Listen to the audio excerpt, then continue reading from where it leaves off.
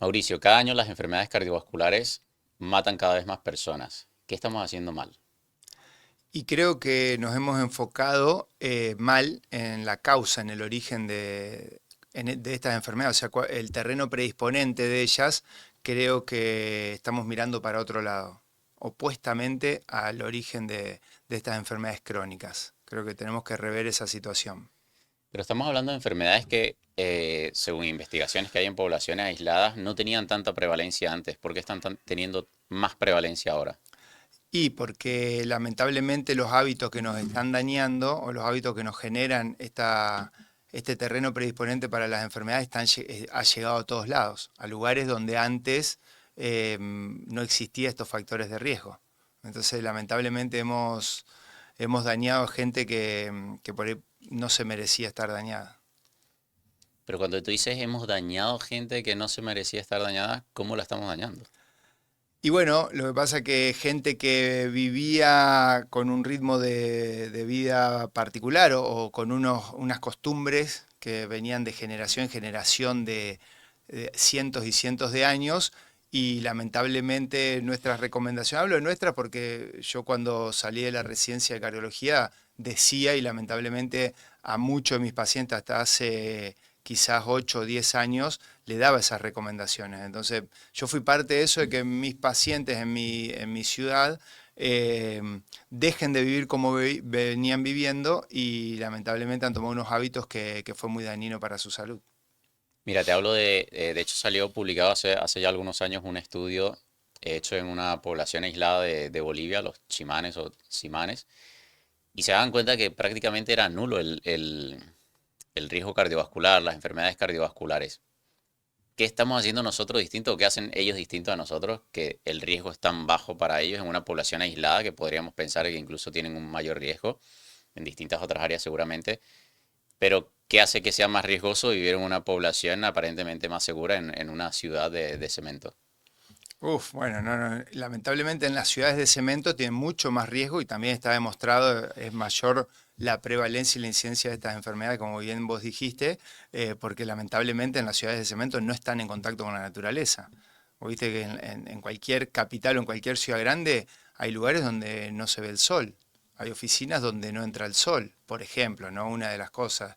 Y el ritmo que se vive también altera muchísimo tu sistema nervioso. Siempre digo, cuando estoy en las grandes ciudades, uno baja a los microcentros y el bajar ya estás en alerta, o sea, el bajar a las ciudades ya te altera tu estado emocional, ¿no? Tu estado de alerta. Pero eso que vos contabas de esta comunidad en Bolivia, lo más probable es que tienen un bajo riesgo porque mantienen sus costumbres. Mantienen su costumbre de comer lo que ellos siembran, lo que ellos cultivan, y en el horario que les toca y cuando les toca. Que lamentablemente eso es lo que te comentaba, que hemos alterado nosotros en nuestra población. Porque de hecho te preguntaba y te hacía obviamente pudiésemos sacar otro tipo de poblaciones que están aisladas todavía, como los inuit, los Hadza, los poblaciones indígenas en el Amazonas, y ciertamente ocurre algo similar, ¿no? Hay prevalencia de no únicamente enfermedades cardiovasculares, enfermedades modernas o enfermedades crónicas. Pero me llamaba la atención en este caso de los chimanes, porque su alimentación se basa en plátano, maíz y arroz. Y luego obviamente la carne que tienen que comer, tienen que sacarla, tienen que salir a cazarla. Acá.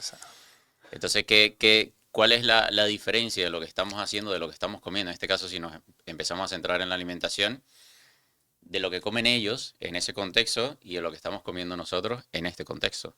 Primero que ellos seguramente, no conozco esa población, o sea, no estuve con ellos, no estuve ahí. Seguramente ellos lo plantan, ¿sí? Ellos lo siembran, ellos lo cultivan, seguramente lo comen cuando hay y cuando tienen hambre. No creo que estén haciendo snack de plátano, snack de arroz, no creo que estén comiendo cada 2 horas. Y cuando, como bien vos dijiste, cuando van a buscar la carne o necesitan carne, son ellos los que la van a buscar, no es necesario irse tan lejos. Yo vivo en una provincia acá en el interior de Argentina, en Entre Ríos, en Chajarí, Entre Ríos, y así se vivió toda la vida, incluso hasta cuando yo llegué hace 14 años, 15 años quizás, no, un poco más, 18 años, incluso hasta cuando yo llegué, todavía estaban esas personas viviendo en el campo de esa manera.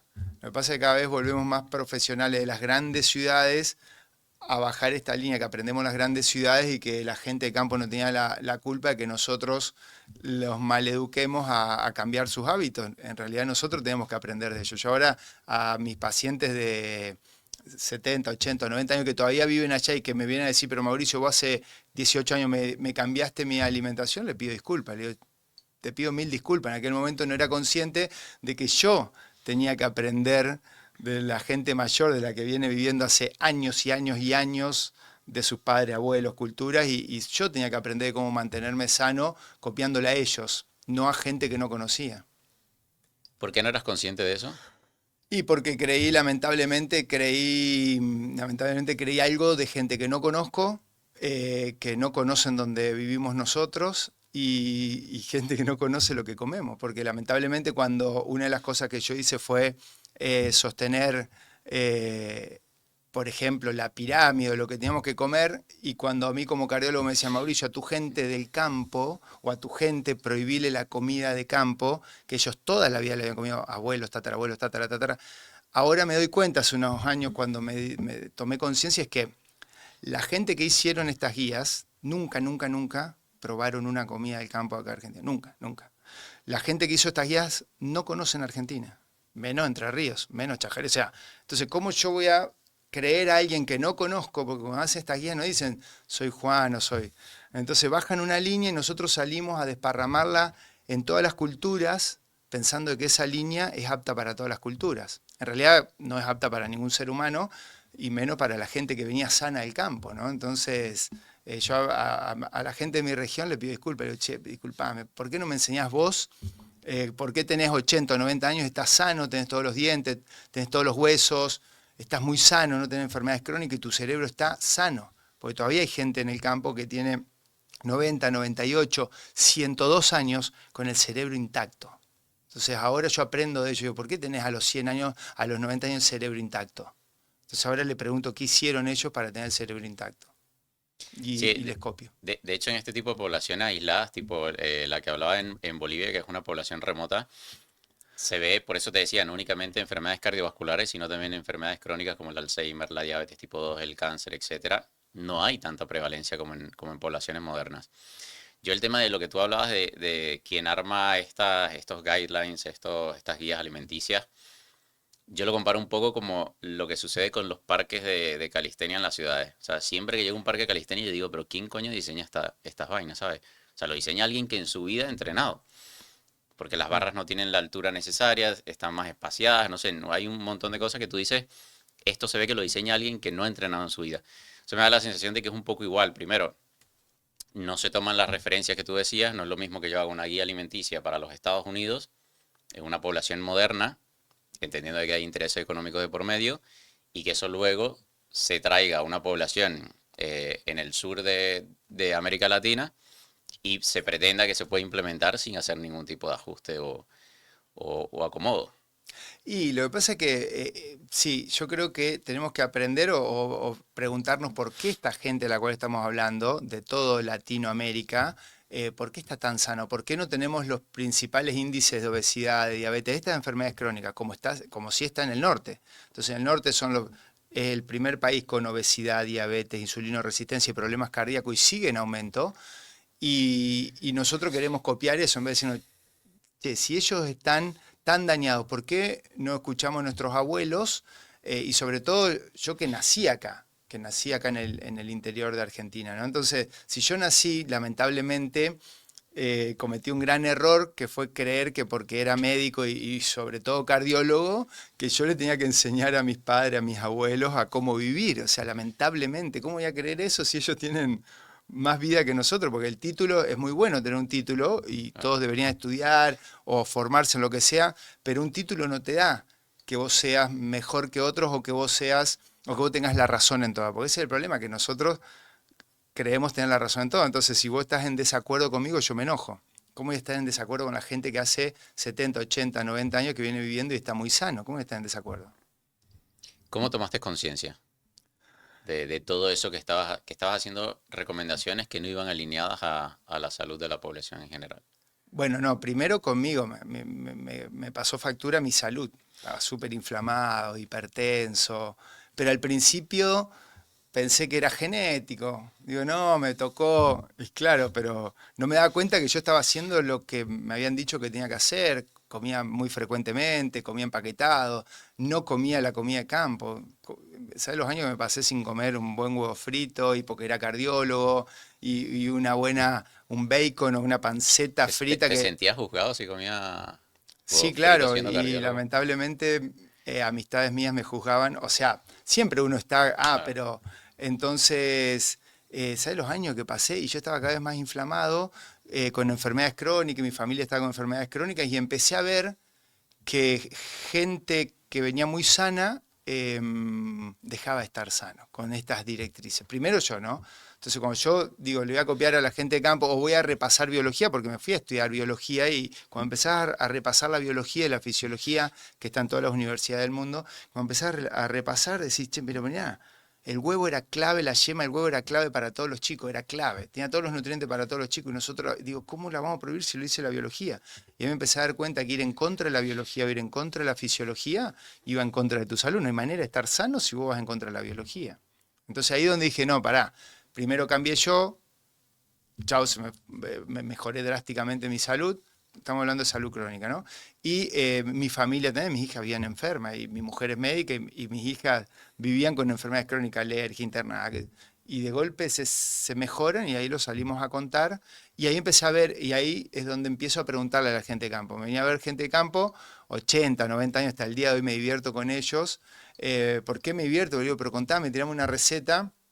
Es más, ayer me tocó ver una señora de 98 años, lúcida, y hasta el día de hoy come lo que comió toda su vida. Le digo, uy, qué suerte que no me viste a ver antes, porque si me hubiese visto hace 10 años le Claro. prohibía eso y le No generaba de repente no hubiese llegado a los daño 98. crónico tremendo. Entonces, me sirvió mi salud, agradezco hoy que me haya enfermado en ese momento, porque me permitió bajarme ese ego de que yo tenía la razón y que yo le tenía que enseñar a la gente. ¿Cómo le voy a enseñar vos a la gente a comer? La gente de campo, que hace ¿cómo es que se dice? Familias anteriores que vienen comiendo de esa manera y yo le quería enseñar cómo comer. Y después aprendí por qué pasó todo esto. Entonces cuando aprendí por qué pasó todo esto, hoy les pido por favor, por suerte nuestra zona se ha reactivado. Y yo sostengo que bueno, nuestra zona es la capital de las mejores grasas del campo, la capital de la comida real.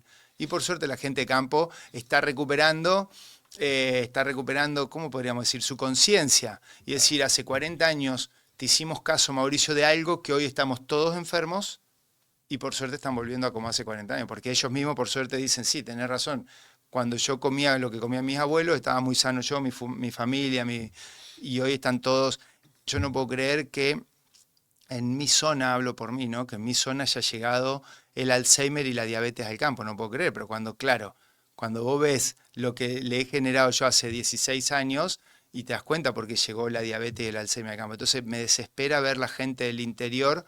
Hablo del interior porque acá quizás uno cuando nace acá se olvida de que hay otra vida, que hay una vida que fue la evolución de vivir en contacto con la naturaleza y comer lo que te tocaba cuando te tocaba.